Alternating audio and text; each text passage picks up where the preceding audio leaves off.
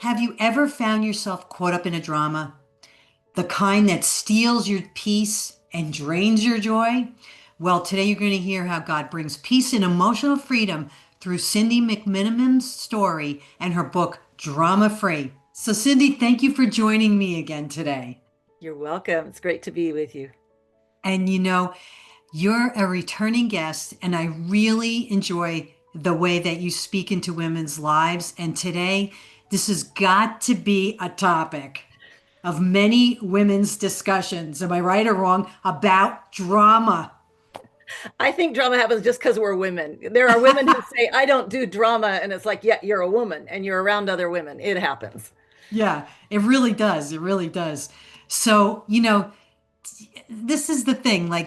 Your book, Drama Free, speaks right to so many of us, especially when emotions take over. Why do you think women struggle so much to find peace in the middle of all that? Let me say this the right way.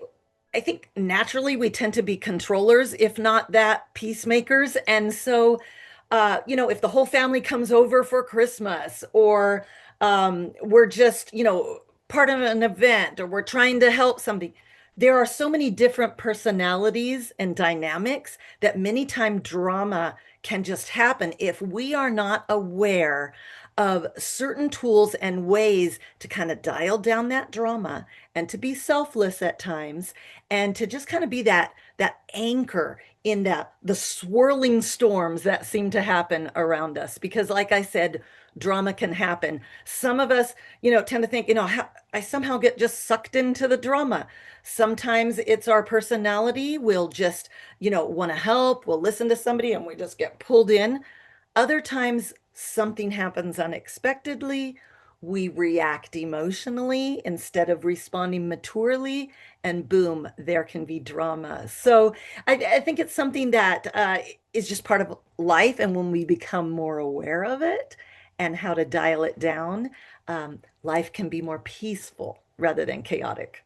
Yeah, there's so much drama that happens at Christmas time with so many families. This one's mad at this one, that one's mad at that one. I didn't control that.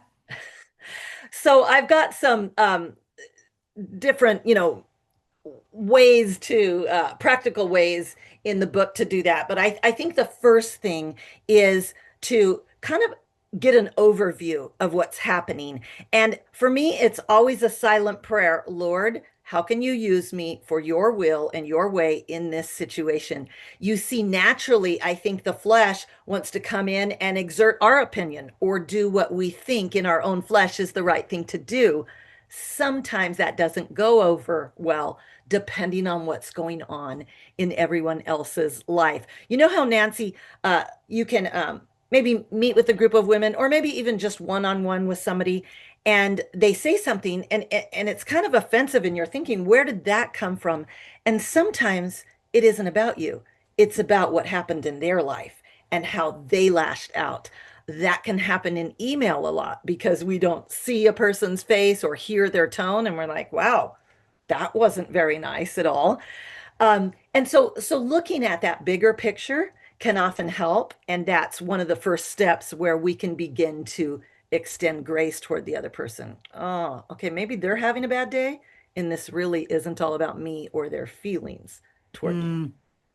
I think a lot of women have a hard time understanding that. They, would take offense. Hey, listen, I am a sensitive person. I have to tell you, I admit Right. that. But if I see somebody who, I feel like maybe they're not treating me the same way, Mhm. or they suck me into their drama and I'm going through something, that's kind of hard. Don't you think that when emotions start rising, Right. what is like the first biblical step to dial down that drama?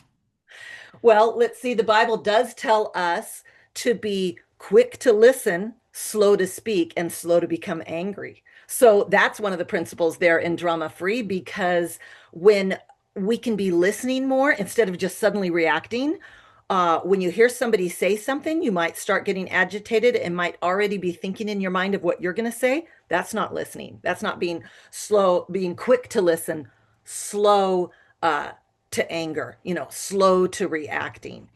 One of the one of the points that I uh, set forth in Drama Free is to consider the other person above yourself. For instance, they might be going through something that they haven't yet told you about. Uh, People who hurt people. People who lash out, it's not you, it's something else in their life that they feel that they can't control. It might not be up to us to teach them in the moment how to respond to other people because that might escalate it. So that first thing might be consider the other person above yourself. And the next thing would be consider your words carefully. When we're observing a situation or taking time to listen, taking time to hear them, and then becoming curious about what might be going on in their life, we can consider our words carefully. We can say, "What makes you think that this might be happening?" We can ask that in a way that doesn't put them on the defense. And then that third step, after considering the other person above yourself, considering your words carefully, is choose to be a listener and hear them out. As a verbal processor, it is easy for me to talk first and not listen. And I really have to put myself in check and say, Cindy, listen to what they're really saying and slow down. Don't think about how to respond or how to teach or exhort in the moment. Hear what they're saying, and you may hear their heart. And then suddenly this conversation goes a completely different way, a way Mm-hmm. that encourages them and blesses them. Mm-hmm. We weren't part of the drama. We dialed it down and turned it in a direction where it was helpful. Mm-hmm. As you're talking, I'm thinking, wow, like, what if you have like a friend that you know every time you meet with them, it's a drama situation. Like, what do you, I mean, you like, oh, here she comes. I gotta prepare, I gotta prepare. What do you do? I have a chapter in Drama Free called Casting the Players. It's all kind of like metaphorical for like being on stage. And it's looking at the different roles of people in our lives. And when it comes to friends, we can choose our friends. When it comes to family members or acquaintances, we are to be loving to all. But I do talk about those faith-filled friends and those the fun friends, and then there's the firm friends that tell you what you need to know, and those people that you need in your life. And then there's the ones that can tend to be more toxic, the pessimists, the people that drain you. Again, we can't always avoid them altogether. Like you said, when they're walking down the street and they very much want to talk to you, sometimes they just have no idea how they come across. And when we begin to maybe see them through God's eyes, that person's coming to me to gossip about all this stuff because nobody else wants to hear them because they don't have any friends. And there's a reason. I too don't want to hear that gossip. I don't want to be a part of that. But Lord, sending up those missile prayers, how can I be loving but firm? How can I meet a need perhaps in her life, but not take part in the toxicity? It's a balancing act sometimes. I have a real hard time being real firm with somebody. I always want to be loving. I always want to be the friend. I always want there to be peace. There have been times I've had to say, I can't be involved in this conversation anymore because it's not going somewhere. So let's just take some time uh, to think through this and let's talk again when it's better. Many times when you are loving and you've got a smile on your face, it's harder for that person to just keep going at you with that offense. But yeah, I hear you. If we could absolutely choose the people we interact with, we could control that drama almost every time. But in a Yeah. real world, we've got to be flexible, don't we? Yes, we do. But then I'm thinking now, because you're bringing up all these people that I know, what if you have what if you know someone like, that, or maybe even your own self, who enters into a conversation with someone and wants to, control it, like, like tell you what you should be doing and bluntly doing it. Yes, I was just taking a walk the other day and thinking about those times in my life. Um, I was thinking about personalities that can tend to, for instance, when I found out my mother was dying, no, you need to go there now. You need to do this. You need to play worship music. You need to, and they're telling me all these things. and they don't know the context, and they don't know that the half of what they're saying isn't going to work. And the other half is there is a certain timeline. And I had to immediately, because this is a dear friend of mine, I had to immediately think, okay, she's very passionate about this because she's been through it. She very much wants me to maybe not make some mistakes that she made, even though the situation is totally different. There was another situation where somebody was just flat out, you know, telling me what I needed to do. And in my mind, I'm thinking, I don't feel like arguing. I kind of changed the subject, but then I realized I don't meet as often with that person. So yesterday I was just saying, God, first of all, show me the times that I'm that way towards someone else. I wonder if there are other people who don't necessarily want to get together with Cindy that day because that last time she got really passionate about this and she didn't understand my context. I can get passionate too. I can get very opinionated. Just this morning, I was saying something to my husband. He goes, "Do you realize you're raising your voice?" And I said, "Oh, well, I'm not mad." He says, You get louder when you want to make a point." And I thought, "Oh, how annoying." Lord, temper that in me. Yeah. When we see things in others that we don't like, part of a way of being drama free is asking God to filter out those things in us, to make us aware of when we begin to be drama for somebody else. Yeah. Yeah. I love that, Cindy. Boy, I'll tell you, helps me to set my mind on things that are like so important, right? Like, and yeah, I can feel the elevation going on when you have. I do with my husband too. Yeah. You can feel it going, and my husband's like, "What are you mad about?" So I get it. I get it. Yeah. Yeah. So okay. So how can we respond instead of react when we're hurt or frustrated?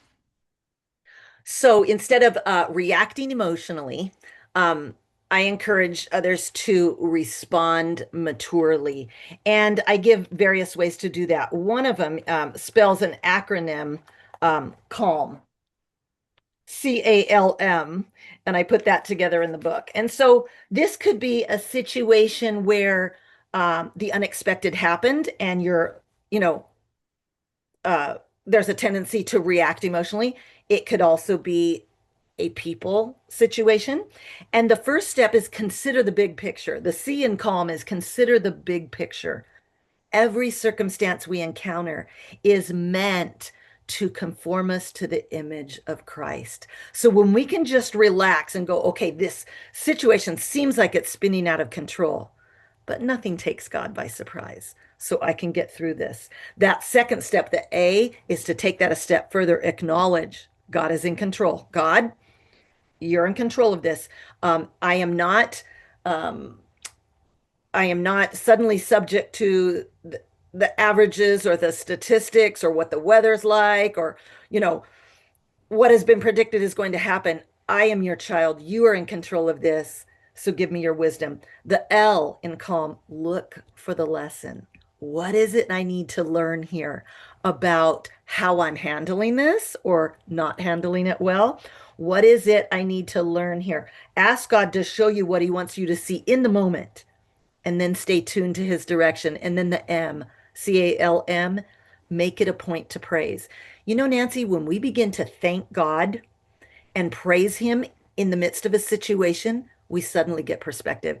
It suddenly doesn't seem like that dramatic of a situation. First Thessalonians 5:18, in everything give thanks. And as we thank God for our circumstances and for whatever he's going to do through them, that will change our perspective and it will make us people who anticipate his provision rather than dread the worst. There's nothing worse than the drama of always expecting the other shoe to fall or, oh, I can't believe this is going to happen.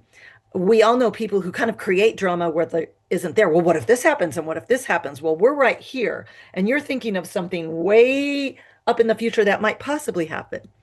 God's already been there. So let's just calm down, consider the bigger picture, acknowledge he's in control, look for the lessons, and make it a point to praise.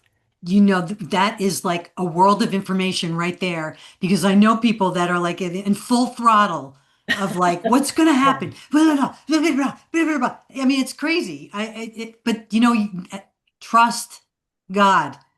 Hmm. Hear his voice. Trust God. So, okay, you talk about scene changes, Yes. stepping back during overwhelming. Yes. Yeah. So what does Changing the that look scene. like in the real life? Yeah, we can be that person that completely changes the attitude or the atmosphere in a room. When I talk about be that anchor in the storm that's swirling around you, dial down that drama, leave the room better than when you entered it. There's a lot of practical ways that we can do that. Um, One of the ways that we begin to uh, take on drama, I think unnecessarily, is sometimes we're just rescuers. With the Christmas season, here it is easy to take on one more thing. And sometimes we want to take on one more thing to help someone or to do this or do that. Women by nature are helpers. If you're connected with your church, there is always something more to do for somebody who's in need. If you have a big family, there's always a family member who needs something.